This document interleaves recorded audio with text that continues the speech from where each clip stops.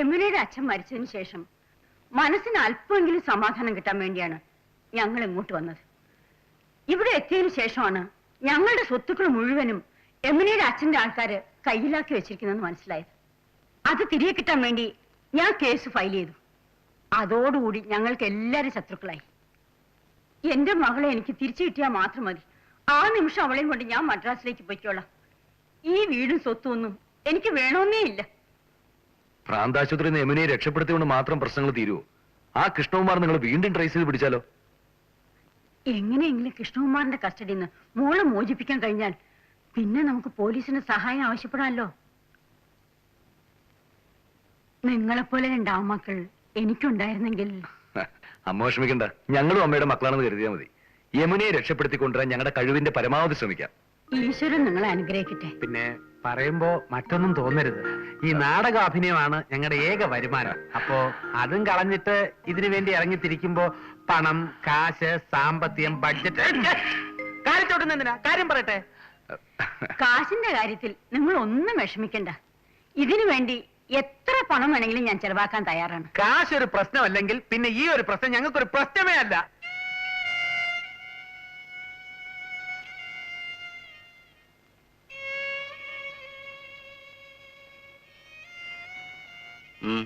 എന്താ?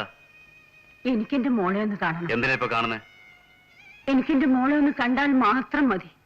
ഞാൻ ഉടനെ പൊയ്ക്കോളാം. പക്ഷെ ഒരു കാര്യം, മോളെ കാണാൻ ചെന്ന് എല്ലാം വിളിച്ചു പോയി ആളുകൾ അറിയിക്കാനാണ് ഉദ്ദേശമെങ്കിൽ ഞാനൊന്ന് പറഞ്ഞു ഓർമ്മയുണ്ടല്ലോ. ചെല്ല്. തോമസ്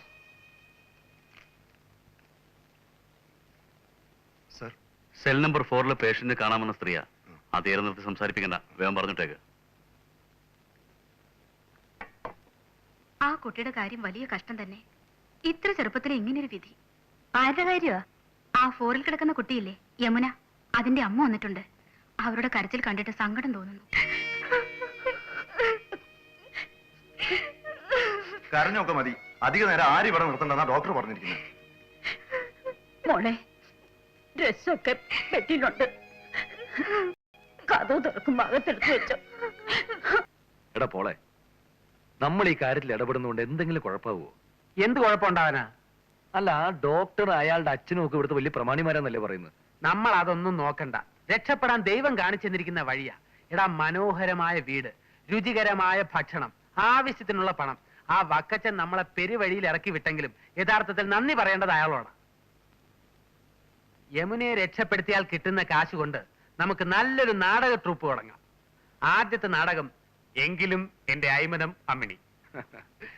എന്നിട്ട് വേണം വക്കച്ചനെ പോലെ എനിക്കും ഒരു കീപ്പിനെ വെച്ചുകൊണ്ട് കിടക്കാൻ. അതല്ല, 2 എണ്ണത്തിന് വണ്ടി ഇതേപോലെ ഇറക്കി വിടാൻ. അത് ശരി. യമുനയെ നമ്മളെ എങ്ങനെ രക്ഷപ്പെടുത്തുന്ന നീ പറയുന്നത്? അതൊക്കെ വഴിയുണ്ടാക്കാം. നിനക്ക് വേറൊരു കാര്യം അറിയണം.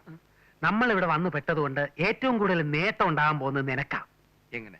നീ യമുനയെ ഭ്രാന്താശുപത്രിയിൽ നിന്ന് കടത്തിക്കൊണ്ട് പോരുന്നു. യമുനയുടെ അമ്മയുടെ കഷ്ടകാലത്തിന് അവർ യമുനയെ നിനക്ക് വിവാഹം കഴിച്ചു തരാൻ തീരുമാനിക്കുന്നു. അവർ സ്വത്തുക്കൾ നിന്റെ പേരിൽ എഴുതി വെക്കുന്നു. നീ പറഞ്ഞതുപോലെ യമുനയെ ഞാൻ കല്യാണം കഴിക്കുന്നു, ഈ വീടും സ്വത്തുക്കളെല്ലാം കൈവശം വെക്കുന്നു, നിന്നെ ഞാൻ ഇവിടെ ഇറക്കി വിടുന്നു.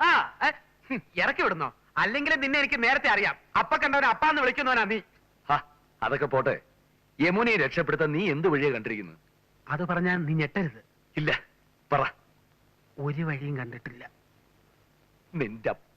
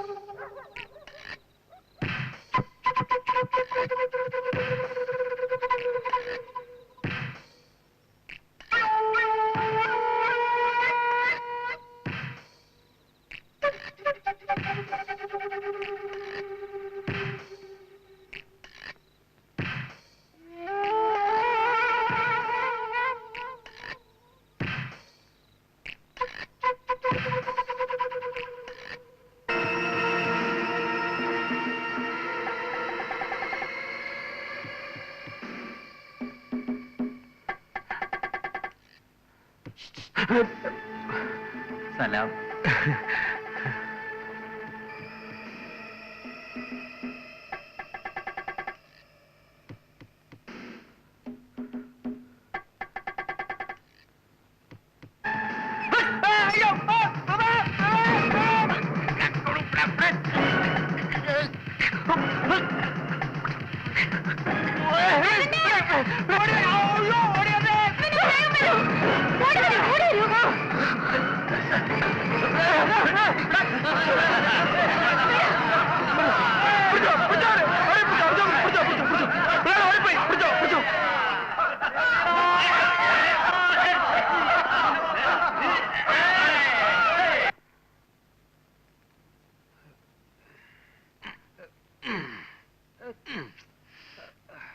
ഈ ഭ്രാന്തന്മാരുടെ കൈക്കൊക്കെ ഇത്രയും ബലം ഉണ്ടാവോ?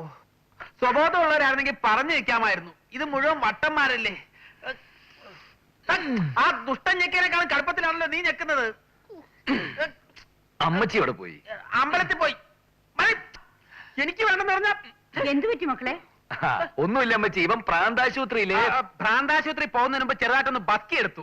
ബസ്കിയോ? എക്സസൈസ്. ഞാൻ വെള്ളം ചൂടാക്കി തരാം. നല്ലോണം ആൾ കുടിച്ചാ മതി, വേദന മാറും. അതൊന്നും വേണ്ട അമ്മച്ചി, ഇവനൊക്കെ ഒരു പതിവാ.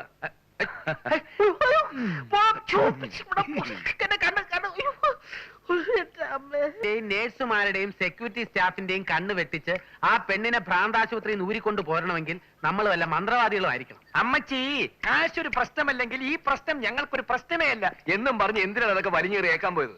അത് ഇത്രയും കൊനഷ്ടമുള്ള ഏർപ്പാടായിരിക്കുമെന്ന് ഞാൻ അറിഞ്ഞോ?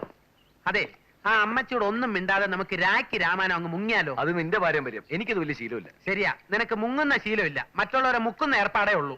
ഒരുമാതിരി അരിവർത്ത വർത്താനം എന്നോട് പറയരുത്. ഡയലോഗ് അടിക്കാൻ സ്റ്റേജ് അല്ല, പബ്ലിക് റോഡാ. പബ്ലിക് റോഡും പെട്രോൾ ബങ്കും ഒന്നും എനിക്കൊരു പ്രശ്നമേ അല്ല. വാക്കുകൾ കൊണ്ട് അമ്മാനമാടി വളർന്നവനാണ് ഈ പിണ്ടിമന പോൾരാജ്. ഉവ്വ് സ്റ്റേജിൽ ഡയലോഗ് തെറ്റിക്കുന്നതിന് ആ വക്കച്ചൻ നിന്നെ പിടിച്ച് അമ്മാനമാണെന്ന് ഞാൻ കണ്ടിട്ടുണ്ട്. എന്ത് പറഞ്ഞതാ നിന്നെ ഞാൻ? എന്ത് ചെയ്യൂടാ? ആത്മാർത്ഥ സുഹൃത്തിനെ മർദ്ദിക്കാൻ വേണ്ടി മാത്രം വിവരം കെട്ട തെണ്ടിയല്ല ഞാൻ. I love you.